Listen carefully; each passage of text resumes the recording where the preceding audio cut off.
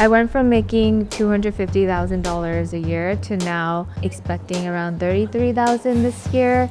And I'm so much happier now than I was before. Damn, this shit is good. How you take care of the matcha matters. The ratios of the matcha powder to water matters. How you whisk the matcha matters. I knew that every little thing would matter for the success of Matcha House. There was like very little room for error. So the first 2 months, I only trusted myself to whisk every drink. My entire life is work now and I don't regret it. My name is Yeung. I'm 29 years old and I earn about $33,000 a year living in New York City.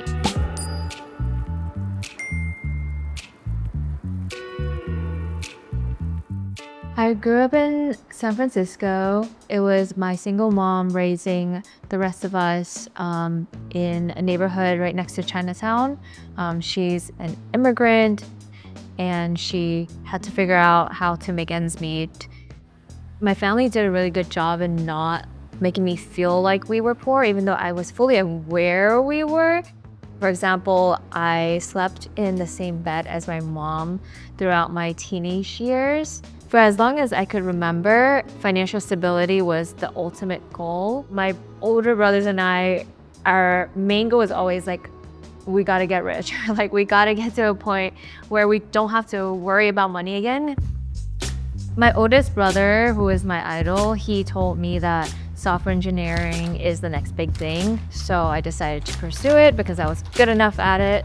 And I ended up going to college for applied math and ended up a software engineer. Going into my college dorm, it was the first time I had my own space. And thinking back, it was the first time I had my own closet actually. So it was very life-changing. When I got my first offer as a software engineer, I was actually sitting on the toilet and then I got the phone call and it was $160,000 and I was actually in shock. I started to realize the freedom I had with that amount of money. I could travel anywhere, anytime I wanted. I could buy almost anything I wanted.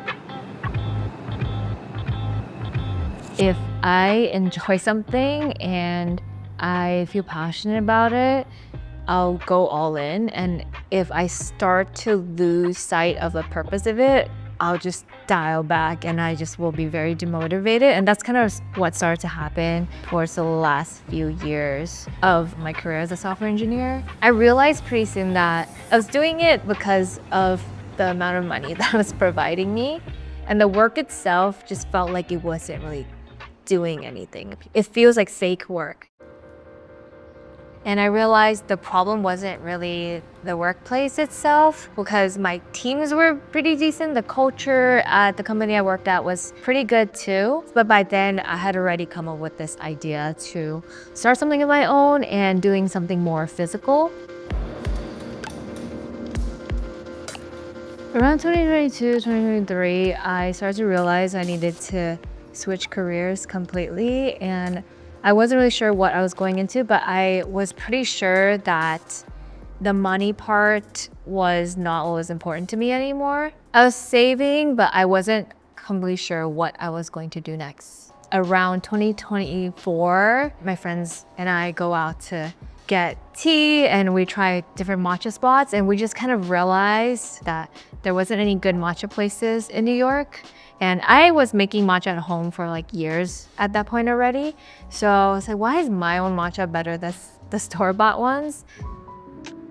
I decided I really wanted to open a store in New York. I felt like New York really needed it. And so I started to do some calculations on my own just to think about if it's feasible for me. I saved up $200,000 cash savings to open up the cafe. And that's what I felt like I needed. And it's actually a small amount for New York. A lot of places cost a lot more to open, but I thought I could work with that.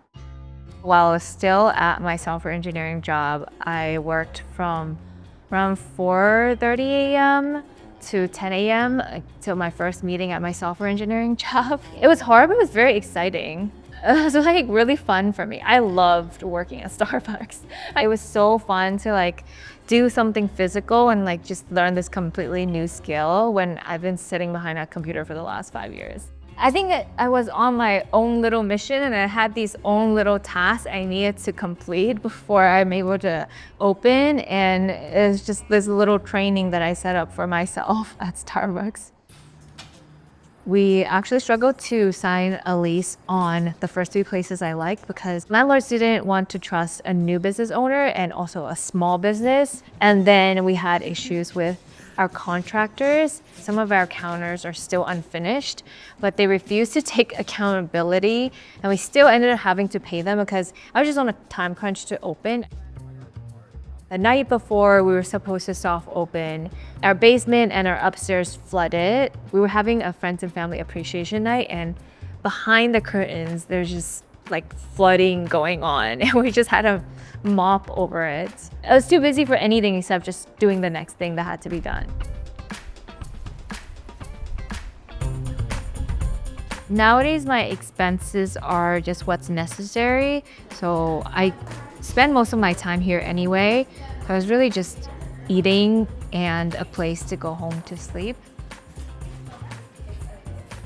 I spend $1,750 on rent, $258 on food, $112 on transportation, $38 on utilities, $25 on subscriptions and memberships, $15 on my phone bill, $94 on other things. Had my own place, and it was a decent sized studio in a very convenient location in Manhattan, but I knew I needed to give that kind of luxury up. So I took on a roommate, and now I live in a 2-bedroom with a roommate in a location that's a little bit further off. I miss that studio a lot. I loved living alone, but it's just like one of the sacrifices I knew I needed to make. So obviously I was gonna stop by and say hi. I know. My friends, I would not have been able to do any of it without my friends. I started it alone. I didn't tell anyone about the idea for like the first 4 or 5 months. And by the time we started getting these issues, I was like, I need to actually ask for help. And my friends just came through. And then once it opened, all my friends and friends of friends came through to support and lined up like down the block. I think some of my friends waited 2 hours. It was like the heat of the summer. I was just like in awe, like so speechless by the support of my community. I would be working on bar from like 7 a.m. until like 6 p.m. or whatever, like just standing all day. I didn't take any breaks either because I had to whisk every drink. And my friends would come and bring me food.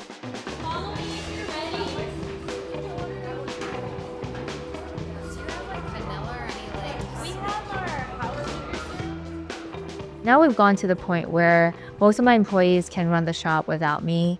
And my typical day is mostly admin work. I schedule my staff to be able to manage the store most days of the week. And then I'll work on bar on a Saturday usually, and then maybe 1 to 3 other days of the week. I work like just all hours I'm awake, I guess. I'm just always working as long as I can. Except Sundays, I try to take 1 day of like complete rest. Software engineering, I worked probably less than 40 hours a week. At the end of the day, I just feel happy about what I've done in the day. I feel happy about the customers I've gotten to interact with and make their days a little bit better.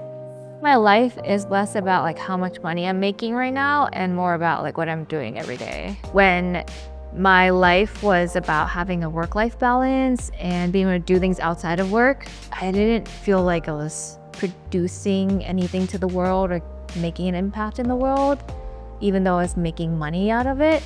I think now it's less about how much money I make from my work, but what I'm actually doing from the day-to-day with my work. So seeing the people that I'm impacting, seeing the space I've created for people to build community here, that gives me so much more meaning and purpose at the end of each day.